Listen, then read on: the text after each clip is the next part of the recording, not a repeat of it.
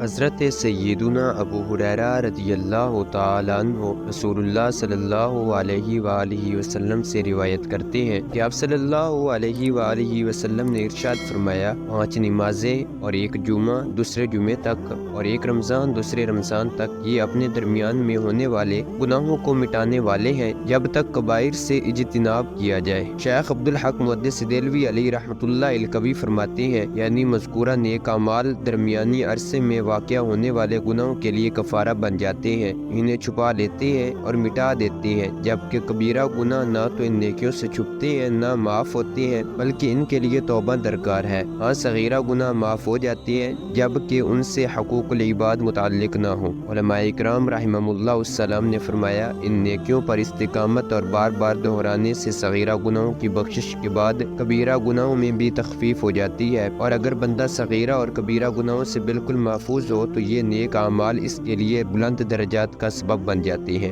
دلیل الفالحین میں ہے، جمہور علماء اکرام رحمہم اللہ السلام فرماتے ہیں، اعمال صالحہ کبیرہ گناہوں کو نہیں مٹاتے، کیونکہ کبیرہ گناہ توبہ یا فضل الہی سے معاف ہوتے ہیں، جبکہ صغیرہ گناہ اجتناب کبائر سے معاف ہو جاتے ہیں۔ تو نمازوں اور دیگر نیک اعمال کے سبب کیا چیز معاف ہوگی؟ اس کا جواب دیتے ہوئے امام بلقینی علیہ رحمۃ اللہ الغنی فرماتے ہیں، لوگوں کی چند اقسام ہیں، بعض وہ خوش نصیب ہیں جن کے گناہ ہی نہیں ہوتے تو مذکورہ نیک اعمال ان کے لیے بلندی درجات کا سبب ہیں، بعض وہ ہیں جن کے صغیرہ گناہ ہیں لیکن وہ ان پر اصرار نہیں کرتے تو ایسوں کے صغیرہ گناہ محض اجتناب کبائر سے معاف ہو جاتے ہیں بشرطے کہ ایمان پر خاتمہ نصیب ہو، بعض وہ ہیں جو صغیرہ گناہوں پر اصرار کرتے ہیں تو ایسوں کے گناہ اعمال صالحہ کے سبب معاف ہو جاتے ہیں، بعض وہ ہیں جن کے صغیرہ گناہ بھی ہیں اور کبیرہ بھی تو اعمال صالحہ کی بدولت ایسوں کے صغیرہ گناہ ہی معاف ہو جاتے ہیں، بعض وہ ہیں جن کے پاس فقط کبیرہ گناہ ہوتے ہیں تو اعمال صالحہ کی بدولت صغیرہ گناہوں کی مقدار کے مطابق کبیرہ گناہ معاف ہو جاتے ہیں۔